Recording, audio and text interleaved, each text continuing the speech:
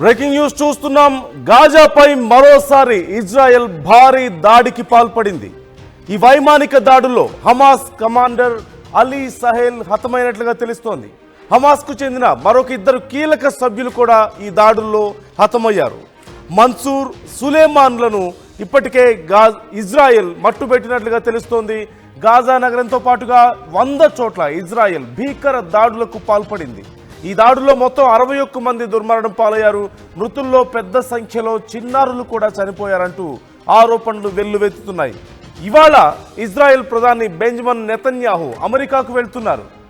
కాల్పుల విరమణ ఒప్పందానికి సంబంధించి ట్రంప్తో చర్చలు జరపబోతున్నారు. నిన్న మొన్నటి వరకు ఇరాన్ ఇజ్రాయెల్ ఉద్రిక్తత నేపథ్యంలో మనం చూసాం ఎలాంటి పరిణామాలు చోటు చేసుకున్నాయో.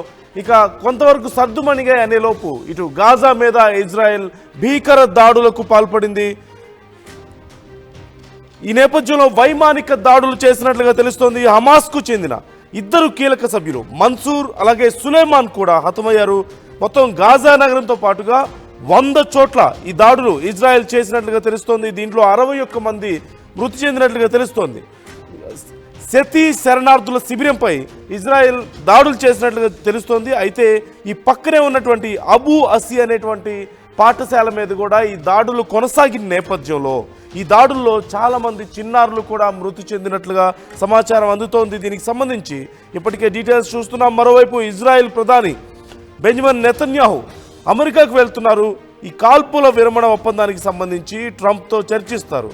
హమాస్తో కాల్పుల విరమణ ఒప్పందంపై చర్చించేందుకు ఖతార్కు మరోవైపు ఇజ్రాయెల్ తమ ప్రతినిధులను పంపుతామంటూ చెప్తున్నట్లుగా తెలుస్తోంది. ఓవైపు భీకర దాడులకు పాల్పడుతూ మరోవైపు కాల్పుల విరమణ ఒప్పందాలకు సంబంధించి చర్చించేందుకు ఖతార్కు మా ప్రతినిధి పంపిస్తామంటూ ఇజ్రాయెల్ చెప్పడాన్ని ఎలా చూడాలి అనేది ఒక పెద్ద ప్రశ్నగా మారింది.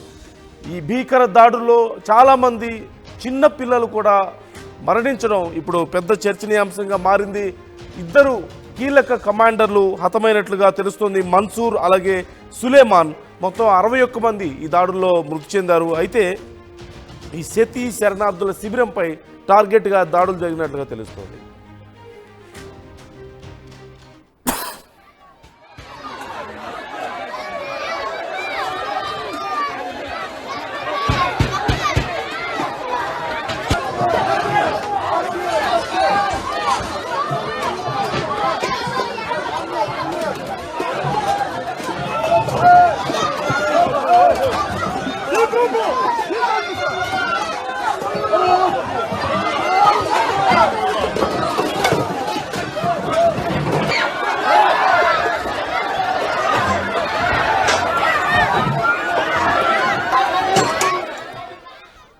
ఈ శతి శరణార్థుల శిబిరం మీద ప్రధానంగా దాడి చేసే ఉద్దేశంతో ఇజ్రాయెల్ ఈ దాడిని కొనసాగించినట్లుగా తెలుస్తుంది. అయితే పక్కనే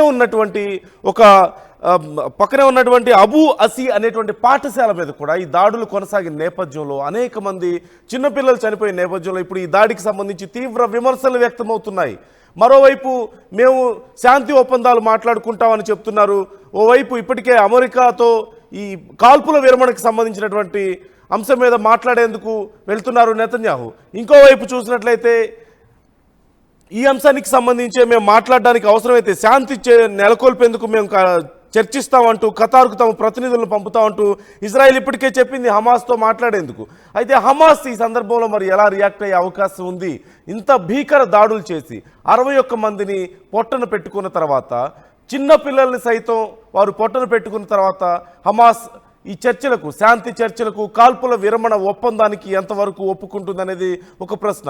ఇప్పుడున్న పరిస్థితుల్లో ఇజ్రాయెల్ ఓవైపు హమాస్, మరోవైపు మనం చూస్తున్నాం హౌతీలకు సంబంధించినటువంటి దాడులు కూడా రెడ్ సీలో కొనసాగుతూనే ఉన్నాయి. నిన్న రెడ్ సీలో ఒక భారీ నౌకను, వ్యాపార నౌకను హౌతీలు ధ్వంసం చేసిన విషయాన్ని మనం చూసాం.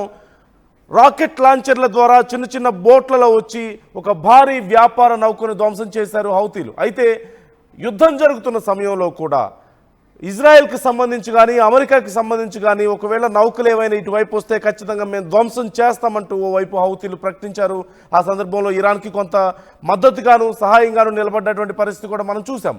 మరోవైపు ఇటు హమాస్తో కూడా యుద్ధాన్ని కొనసాగిస్తూనే ఉంది ఇజ్రాయెల్. ఈ నేపథ్యంలో హమాస్తో కొంత కాల్పుల విరమణ ఒప్పందానికి మేము సంసిద్ధంగా ఉన్నామంటూ చాలా రోజుల నుంచి చర్చలకు సిద్ధం అంటూ మాట్లాడుతూనే ఉంది.